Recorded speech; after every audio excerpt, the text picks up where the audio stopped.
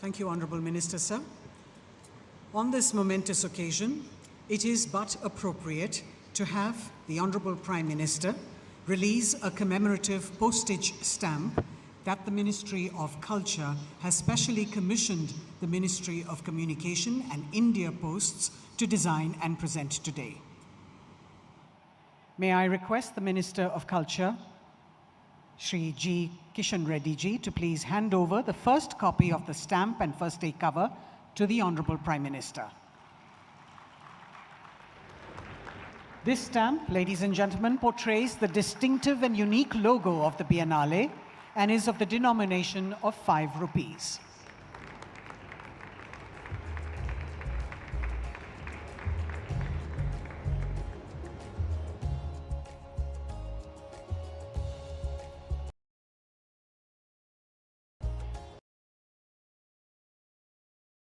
Center for the Arts, Ministry of Culture, Government of India has set up the Aatmanirbhar Bharat Center for Design to pave the way for a sustainable cultural economy derived from the indigenous crafts of India by empowering the artisan communities with new designs and innovations. As we celebrate 75 years of India's independence, Aatmanirbhar Bharat Center for Design will be a one-of-a-kind platform showcasing a part of our heritage for the citizens of our nation and international visitors to learn from, engage with, and appreciate. May I now request the Honourable Prime Minister to please use the remote in front of you, sir, to launch the Aatmanirbhar Bharat Center for Design.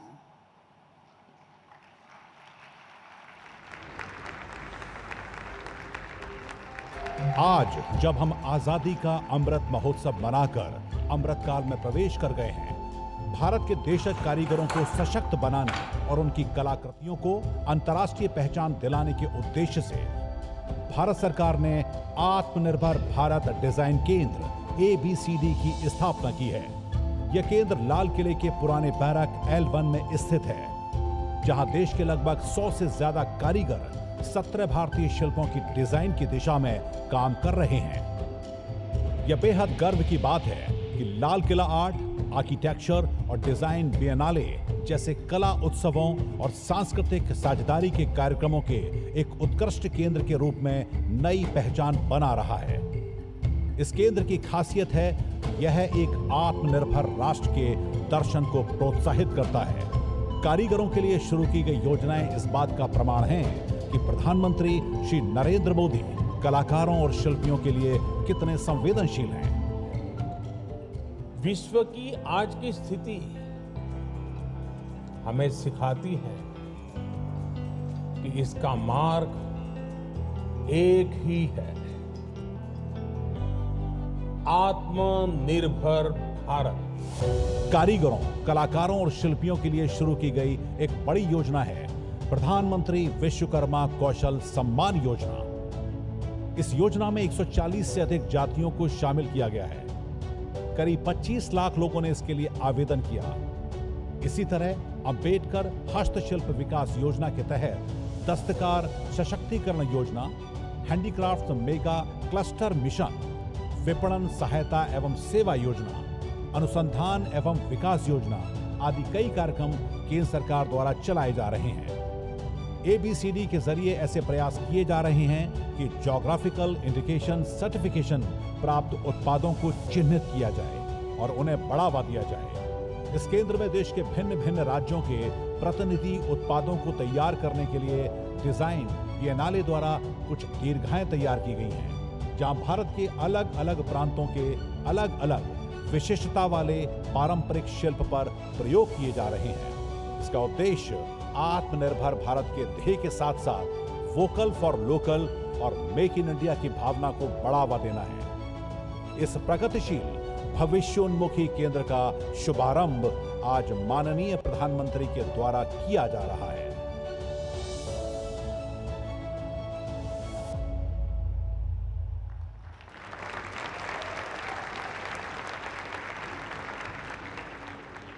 We have with us this afternoon Ms. Diana Kellogg, an award-winning professional designer from New York, USA, who specializes in architecture.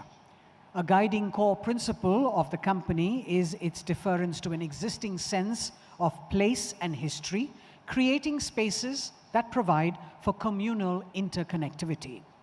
Most recently, Diana Kellogg Architects won critical acclaim for her work on the Gyan Center in Jaisalmer in Rajasthan, India. The structure houses 3 buildings: the Rajkumari Ratnavati Girls' School, an exhibition space, and a women's cooperative where artisans will teach mothers and other women traditional skills. Recognizing the nature of sustainable and impactful work undertaken by Diana Kellogg in India, we are now keen to hear from her of her experience of this shared journey. May I now invite Ms. Diana Kellogg to please share her thoughts with us.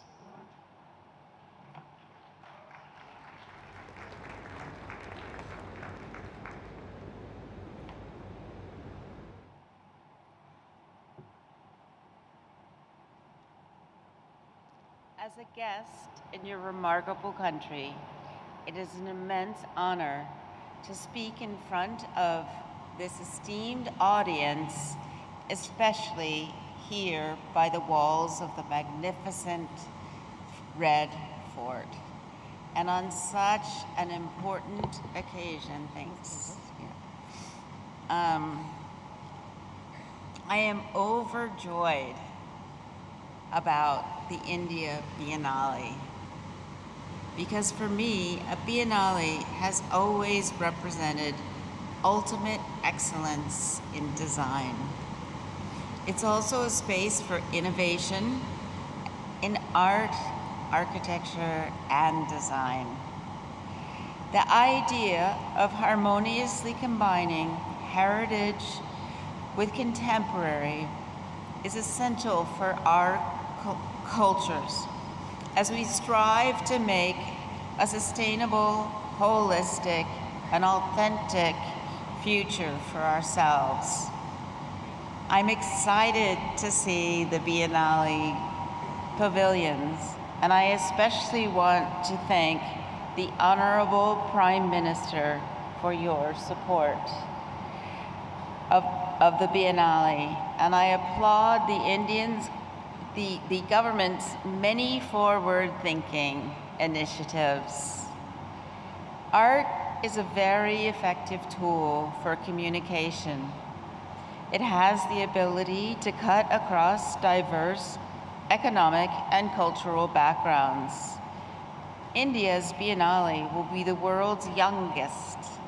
So what an incredible opportunity to set a powerful precedent, starting today here in Delhi with all of you. My name is Diana Kellogg, as you know, and I'm the proud architect of a wonderful school for girls in Jaisalmer. Designing this school reignited a lifelong desire to use my architectural skills for social good. It was chance that led me to Jaisalmer. I was shown an image of a beautiful heritage stepwell called Baisakhi Kund. This unique compound was offered to me as a possible location for the school, and there was a courtyard with a simple square stepwell in the middle. I found this intriguing, beautiful, and original, yet timeless, uniquely Indian, and something I had never seen before. Above all, I found the combination of pure geometry with ornate carvings incredibly beautiful. And this became the design inspiration for the school. Actually, it led me to an exploration of stepwells throughout India. They all have something in common: a simple and elegant solution to solve a problem: water access. I also learned that India has for centuries surpassed other desert communities in these endeavors through engineering in both water conservation and passive solar cooling, and had for centuries exceeded the methods used in countries with similar desert conditions.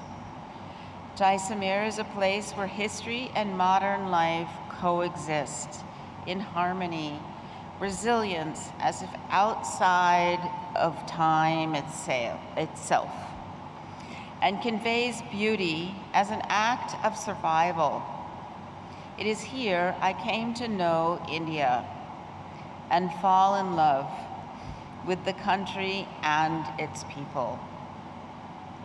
Holistic sustainability, a tenet of my design philosophy, is about respect of culture and community.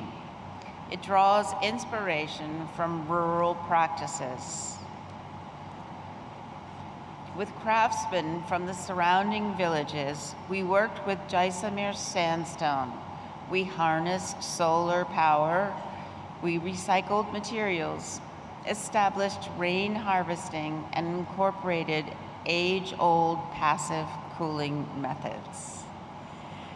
We have many climate challenges in front of us. And as we face a water crisis and rising temperatures, India's time-tested techniques for water conservation and inventive cooling practices will be essential to contribute to this global effort. However, sustainability transcends building efficiency and low carbon emissions. It has to encompass a well-functioning and healthy community, the fair treatment of its workers, and equality among its members are important to a sustainable future. And this value must be introduced starting in elementary school. And it's important in all fields. In architecture, for example, prominent female architects are far outnumbered by men. So on the occasion of the Biennale, let us remember one of the first women architects of India, Yuli Chaudhary, a pioneer, incredible talent, who was born 100 years ago.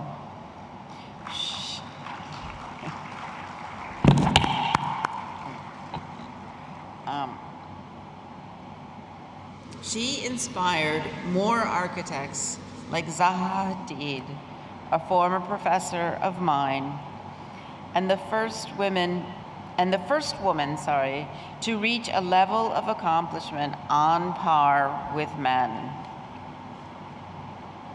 Because of this pioneering work, we see many female architects reaching higher levels of prominence in the years to come, and that's very exciting.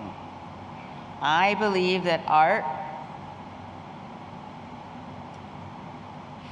I stand before you as an architect, as a woman, an artist, and a seeker of the extraordinary in the ordinary. I believe that art, architecture, and design are not independent disciplines, but they work in consort and inform and enhance each other.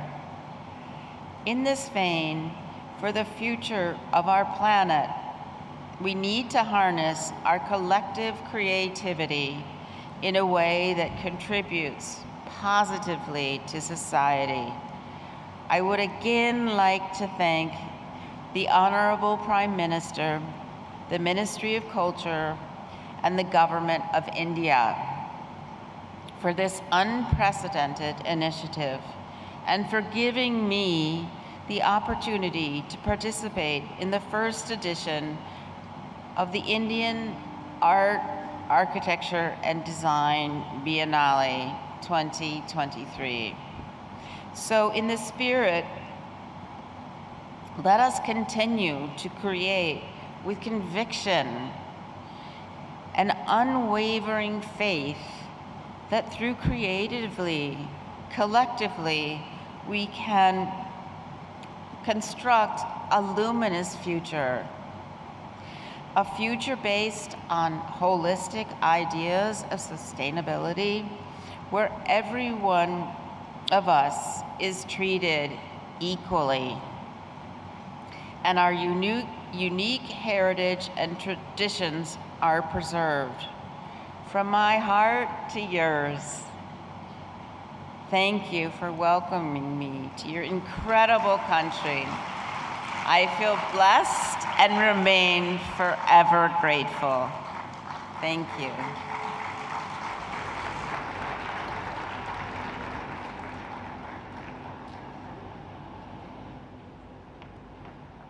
Thank you very much, Ms. Kellogg. Esteemed friends and guests, as I had mentioned earlier, the Biennale has been organized around 7 uniquely conceptualized themes with curation by 7 distinguished curators and co-curators. These exhibitions have been designed in both physical and digital forms for an immersive experience. And accompanying each exhibition is a well-researched compendium curated by experts into 7 special volumes, which I now request the Honorable Prime Minister to please unveil for the first time. Our first one is Pravesh, which looks at doors and gates of India and negotiates these creative spaces. Baag-e-Bahar is the second one, reflecting the diverse, natural, rich cultural heritage in the collection of gardens. Samprava is the third, on traditional water management systems like stepwells and tanks in India. Sthapatya, or anti-fragile algorithm, is the fourth, by the Indian Cultural Portal, serves as an introduction to temple architecture. We then have Vismay, creative crossovers, architectural icons of independent India. Desaj, the captivating visual odyssey of Indian painting and motifs with the manifold traditions. And lastly, Samatva, an initiative to facilitate and celebrate women and their contribution to Indian architecture. 7 books designed as compendiums that accompany each theme of our Biennale. Thank you, Prime Minister, sir. As you have already noticed by now, the scale and expanse of the Biennale is mammoth and needs one to spend a lot of time visiting each panoramic exhibition and installation.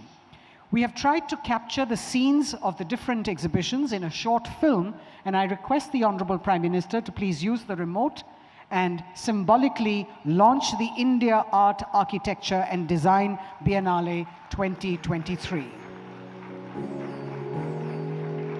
For centuries, India has been a source of creative inspiration for the world. Today, it stands at the precipice of reshaping its role in the global realm of art and culture. Since 2014, under the visionary leadership of Honorable Prime Minister Shri Narendra Modi and in furtherance of his vision of Virasat Par Garv, the government has made strides in the preservation and promotion of India's heritage, art and culture. केंद्र सरकार देश की ऐतिहासिक इमारतों को renovate कर रही है, रिफर्बिश कर रही है। शुरुआत कोलकाता, दिल्ली, मुंबई, अहमदाबाद और वाराणसी की धरोहरों से की जा रही है। इन इमारतों में नई गैलरी, नई एग्जीबिशंस, साथ साथ थिएटर, ड्रामा और म्यूजिक कंसर्ट के लिए जरूरी इंफ्रास्ट्रक्चर तैयार किया जा रहा है। A Biennale, that is, a large-scale global-level art and culture exhibition, is now happening in India. Since the first Biennale was held in Venice in 1895, there have been over 280 such festivals. The Prime Minister's vision of Virasat Bhi, Vikas Bhi served as an inspiration to establish a global alliance for art, and thus the Government of India is proud to present the world's youngest Biennale, the India Art, Architecture and Design Biennale. With a series of artworks and installations spanning 1 lakh square feet of active programming space, the Biennale covers over 250 acres of the Red Fort complex. In addition to being on display for 115 consecutive days. The Biennale has 7 themes, each of which has a dedicated pavilion, comprising a total of 78,000 square feet of space for display. Pravesh, explore the diversity of India's doors and gateways. Bagh-e-Bahar, unfold a carpet of nature's splendor, from mythology to ecology.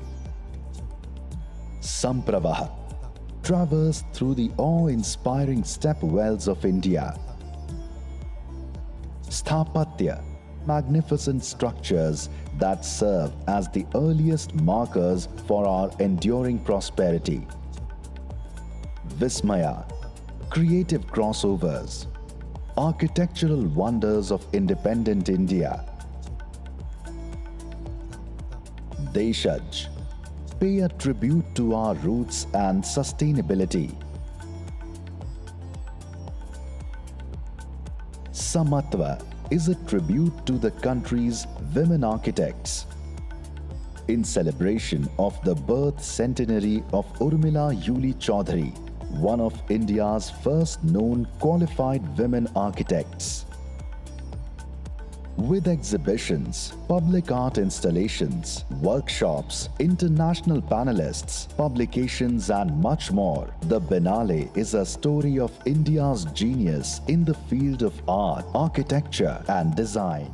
Hello everyone, I'm an architect and a miniature artist. रहने वाला झाबुआ जिला का हूँ। ये painting जो देख रहे हैं वो हमारी प्रथा से बनी आई है, Bhil Pithora painting.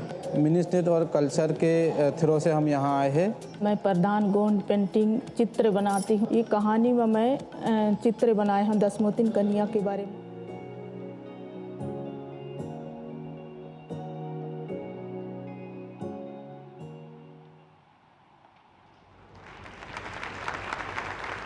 May I now request the Honorable Prime Minister, Shri Narendra Modi, to please address the gathering.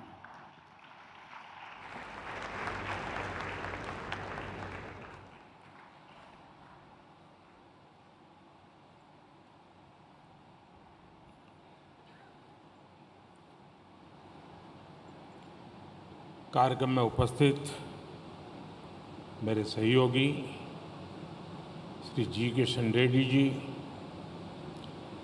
Arjun Ram Meghwal ji, Meenakshi Lekhi ji, Diana Kellogg जी, दुनिया के विभिन्न देशों से आए अतिथिगण, कला जगत के सभी गणमान्य साथियों, देवी और सज्जनों, लाल किले का ये प्रांगण अपने आप में बहुत ऐतिहासिक है। ये किला केवल इमारत नहीं, ये एक इतिहास है। आज़ादी के पहले और आज़ादी के बाद कितनी ही पीढ़ियां गुजर गई, लेकिन लाल किला अड़ीग है, अमिट है।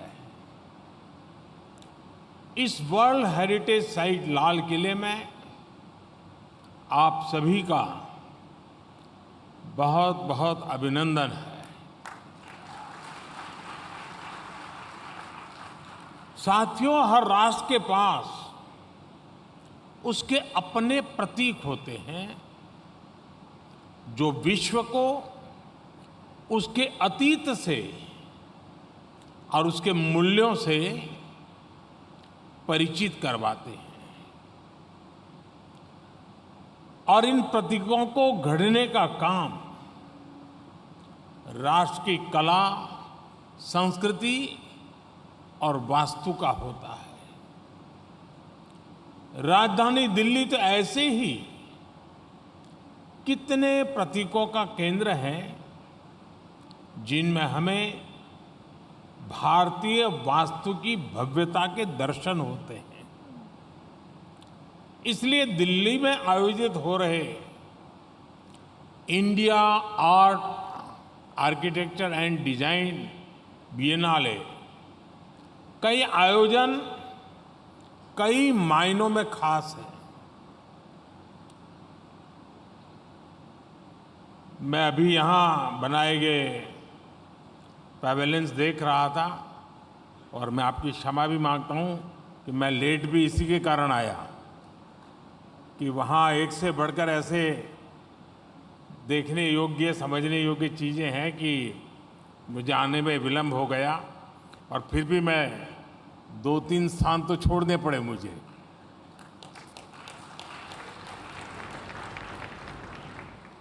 इन पैवेलियंस में कलर्स भी है, क्रिएटिविटी भी है, इसमें कल्चर भी है और कम्युनिटी कनेक्ट भी है। मैं इस सफल शुरुआत के लिए संस्कृति मंत्रालय, उसके सभी अधिकारी, इसमें प्रतिभाग कर रहे सभी देशों को और आप सभी को बधाई देता हूं। हमारे यहाँ कहा जाता है कि किताब जो है वो दुनिया देखने की एक छोटी सी विंडो के रूप में शुरुआत करता है। मुझे लगता है कला मानव मन के भीतर की यात्रा का महामार्ग है। साथियों, भारत हजारों वर्ष पुराना राष्ट्र है। एक समय था जब दुनिया में भारत की आर्थिक समृद्धि के किस्से कहे जाते थे। आज भी भारत की संस्कृति, हमारी प्राचीन धरोहरें पूरी दुनिया के पर्यटकों को आकर्षित करती है। आज देश विरासत पर गर्व, इस भावना लेकर अपने उस गौरव को फिर से आगे बढ़ा रहा है। आज आर्ट और आर्किटेक्चर से जुड़े हर क्षेत्र में आत्मगौरव की भावना से काम हो रहा है। चाहे केदारनाथ और काशी जैसे हमारे सांस्कृतिक केंद्रों का विकास हो, महाकाल, महालोक जैसे पुनर्निर्माण हो, या आजादी के अमृत काल में भारत सांस्कृतिक समृद्धि के नए आयाम गढ़ रहा है, इसके लिए ठोस प्रयास कर रहा है। भारत में हो रहा ये बिएनाले इस दिशा में एक और शानदार कदम है। इसके पहले हमने देखा है, यहां दिल्ली में ही इंटरनेशनल म्यूजियम एक्सपो हुआ था। अगस्त में फेस्टिवल ऑफ लाइब्रेरीज का आयोजन भी किया गया था। इन कार्यक्रमों के जरिए हमारा प्रयास है कि भारत में ग्लोबल कल्चरल इनिशिएटिव को संस्थागत बनाया जाए, उसको इंस्टीट्यूशनलाइज किया जाए, एक आधुनिक व्यवस्था बनाई जाए।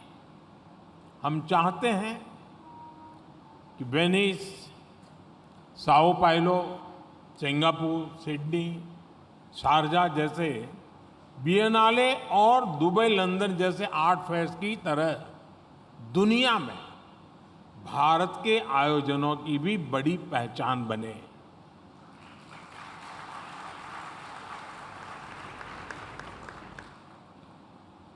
और इसकी जरूरत इसलिए भी होती है कि आज मानव जीवन पर टेक्नोलॉजी का प्रभाव इतना बढ़ता गया है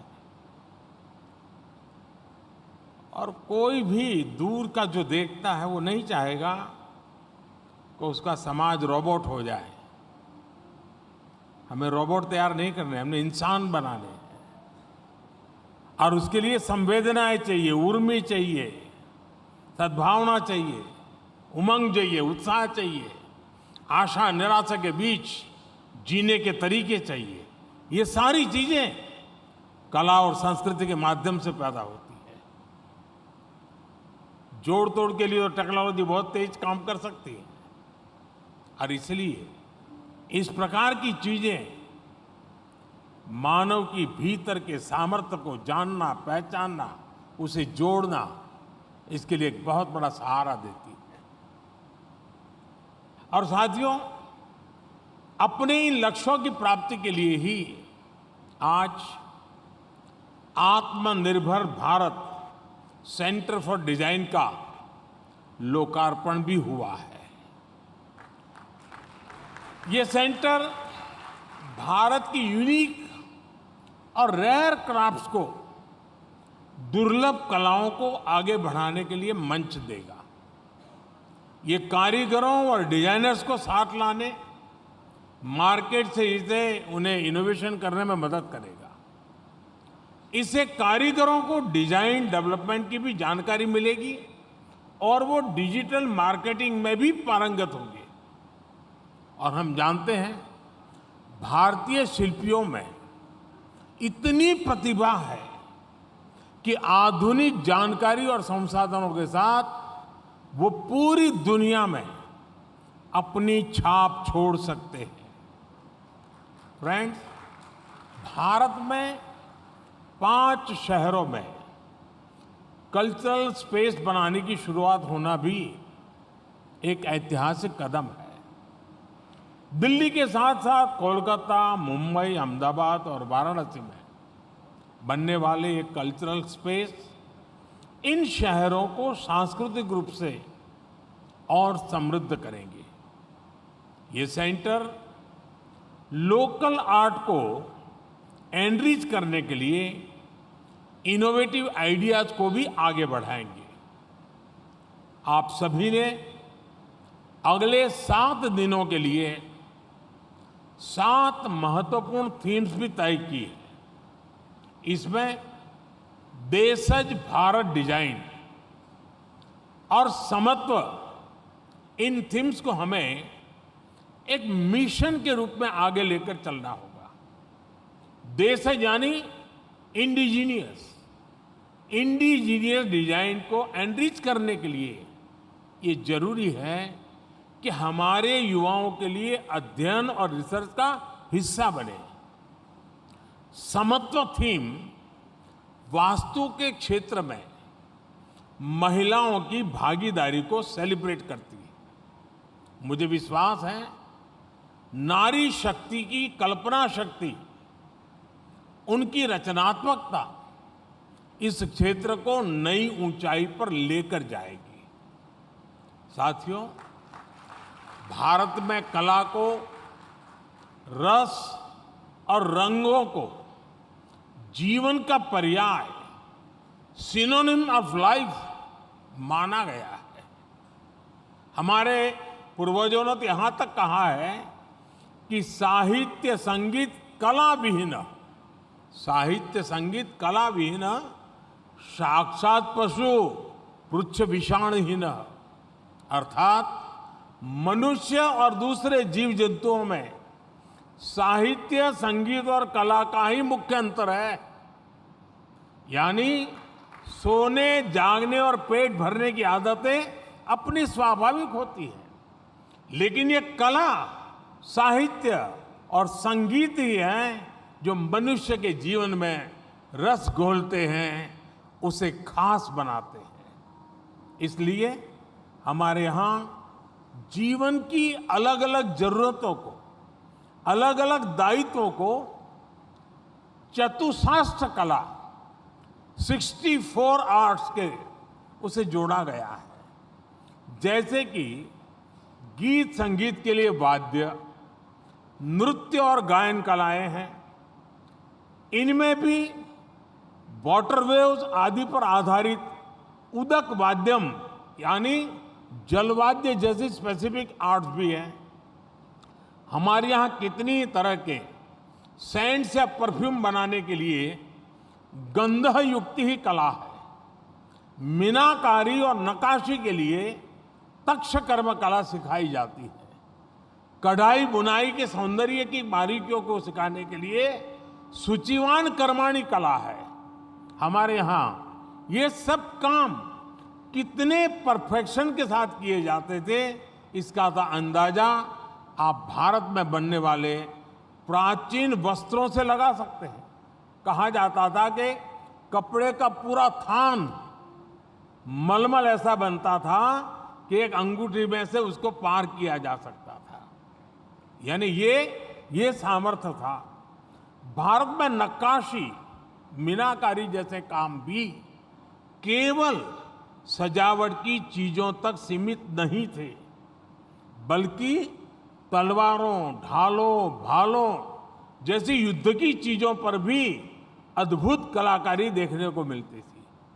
इतना ही नहीं, अगर कोई, मैं तो चाहूंगा कभी इस थीम पर कोई सोचे, हमारे यहाँ पशुओं के आभूषण, घोड़े पर अपना डॉग रखते हैं तो उस पर बैल होते थे, गाय होते, उस पर जो आभूषण में जो विविधताएं थी, कला थी, यानी अपने आप अजूबा है।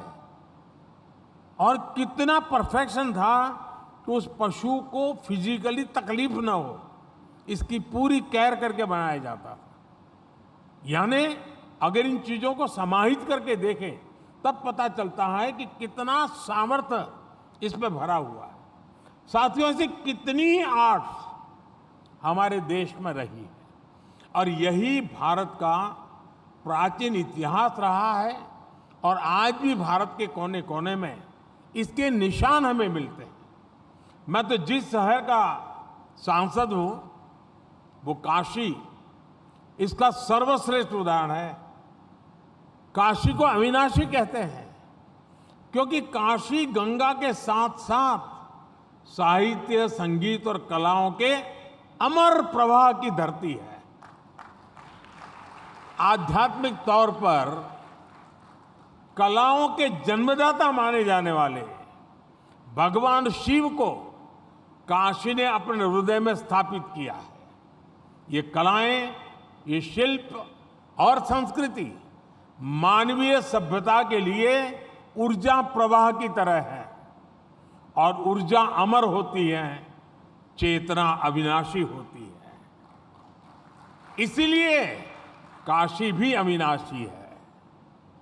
फ्रेंड्स, भारत के इस कल्चर को देखने के लिए दुनिया भर से जो लोग आते हैं, उनके लिए कुछ महीने पहले हमने एक नई शुरुआत की थी। हमने गंगा विलास क्रूज चलाया था, जो काशी से असम तक गंगा के अंदर प्रवास करते हुए यात्रियों को लेकर गया था। इसमें दुनिया के अनेक टूरिस्ट आए थे। करीब 45-50 दिन का वो कार्यक्रम था।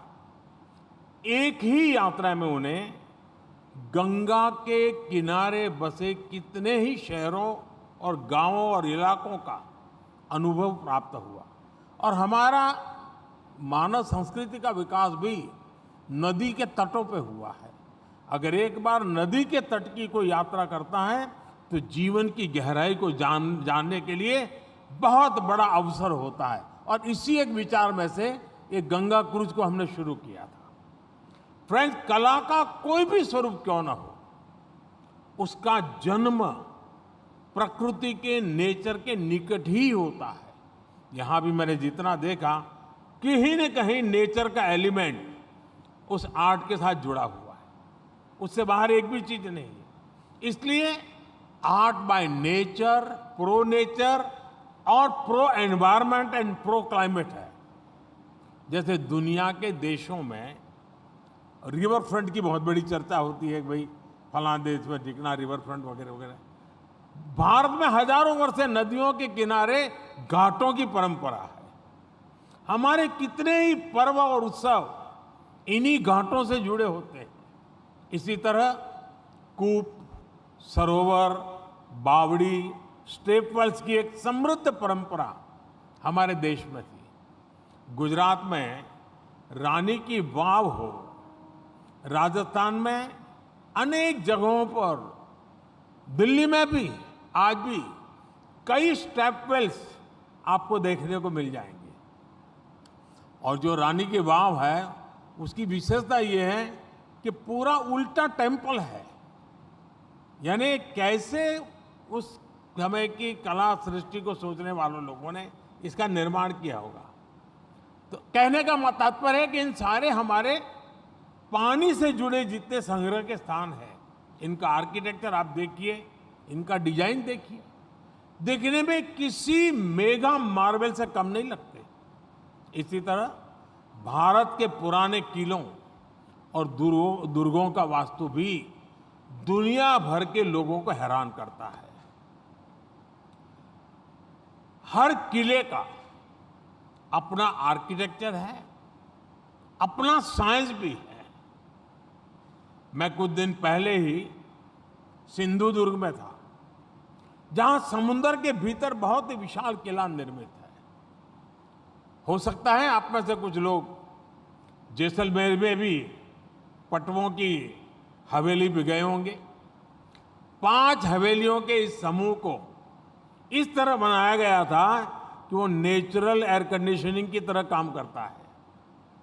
ये सारा आर्किटेक्चर न केवल लॉन्ग सस्टेनिंग होता था, बल्कि एनवायरमेंटली सस्टेनेबल भी होता था। यानी पूरी दुनिया के पास भारत के आर्ट एंड कल्चर से बहुत कुछ जानने सीखने के लिए अवसर है। फ्रेंड्स, आर्ट, आर्किटेक्चर और कल्चर ये मानवीय सभ्यता के लिए डाइवर्सिटी और यूनिटी दोनों के स्रोत रहे हैं। हम दुनिया के सबसे विविधतापूर्ण राष्ट्र हैं, लेकिन साथ ही वहीं विविधता में हमें आपस में जोड़ती है। जब मैं अभी किलों की बात कर रहा था, मैं 1-2 साल पहले कार्यक्रम के लिए बुंदेलखंड गया था। तो झांसी के किले पर एक कार्यक्रम था। फिर मैंने वहाँ सरकार से बातचीत की कि हमने बुंदेलखंड को फोर्ट टूरिज्म के लिए डेवलप करना चाहिए। और बाद में उन्होंने सारा रिसर्च किया, उसका जो ग्रंथ तैयार हुआ है, आप हैरान हो जाएंगे। अकेले बुंदेलखंड में इतना रिच हेरिटेज सिर्फ फोर्ट्स का है, सिर्फ झांसी का नहीं, अनेक जगह पे और पास पास में ही सारे। यानी इतना सामर्थ्यवान है। मैं तो चाहूँगा कभी हमारे जो फाइन आर्ट्स के स्टूडेंट हैं वो वहाँ जाकर के उसको आर्ट वर्क करने का एक बहुत बड़ा कंपटीशन रखा जा सकता है। तभी जाकर के दुनिया को पता चलेगा कि हमारे पूर्वजों ने क्या कुछ निर्माण किया है। क्या आपने सोचा है कि भारत की इस डाइवर्सिटी का स्रोत क्या है? इसका स्रोत है मदर ऑफ डेमोक्रेसी के रूप में भारत का डेमोक्रेटिक ट्रेडिशन। आर्ट, आर्किटेक्चर और कल्चर तभी फलते फूलते हैं जब समाज में विचारों की स्वतंत्रता होती है, अपने ढंग से काम करने की आजादी मिलती है। डिबेट और डायलॉग की इस परंपरा से डाइवर्सिटी अपने आप पनपती है।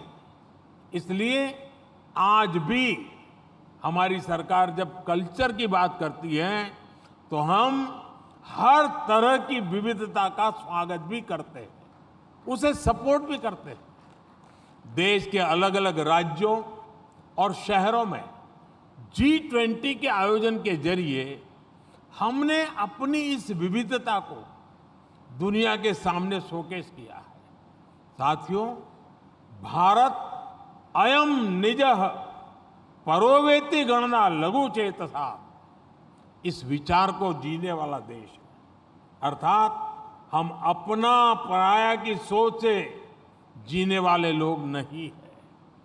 हम स्वयं की जगह वयम की आस्था रखने वाले लोग, हम सेल्फ की जगह यूनिवर्स की बात करने वाले लोग।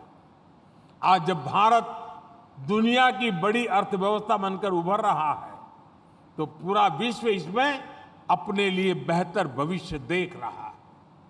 जैसे भारत के इकोनॉमिक ग्रोथ से पूरे विश्व की प्रगति जुड़ी है, जैसे आत्मनिर्भर भारत के हमारे विजन में पूरे विश्व के लिए नए अवसर जुड़े हैं, वैसे ही आर्ट और आर्किटेक्चर जैसे क्षेत्रों में भी भारत के पुनरोदय से, भारत के सांस्कृतिक उत्थान से पूरे विश्व के हित जुड़े हैं। हमने योग जैसी अपनी विरासत को आगे बढ़ाया तो आज इसका लाभ पूरी दुनिया को हो रहा है। हमने आयुर्वेद को आधुनिक वैज्ञानिक मानकों पर मजबूत बनाने के लिए प्रयास शुरू किए तो इसकी अहमियत पूरी दुनिया समझ रही है। हमने अपने सांस्कृतिक मूल्यों को सामने रखकर सस्टेनेबल लाइफस्टाइल के लिए एक नए विकल्प संकल्प किए। आज मिशन लाइफ जैसे अभियानों के जरिए पूरे विश्व को बेहतर भविष्य की उम्मीद मिल रही है। आर्ट, आर्किटेक्चर और डिजाइन के क्षेत्र में भी भारत जितनी मजबूती से उभरेगा उसका उतना ही लाभ पूरी मानवता को होने वाला है।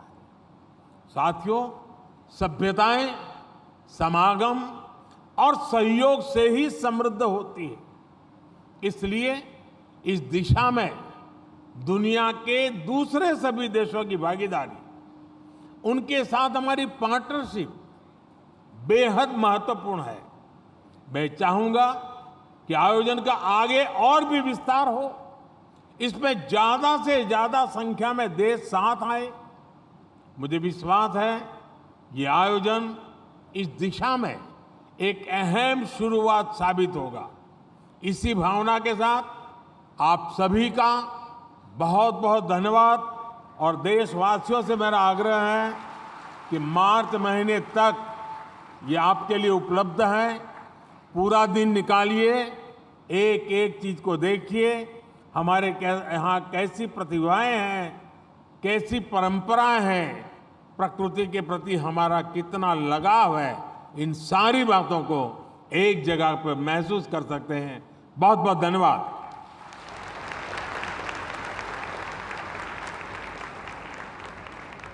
Thank you, Prime Minister, sir, for your invaluable insights, guidance, and vision.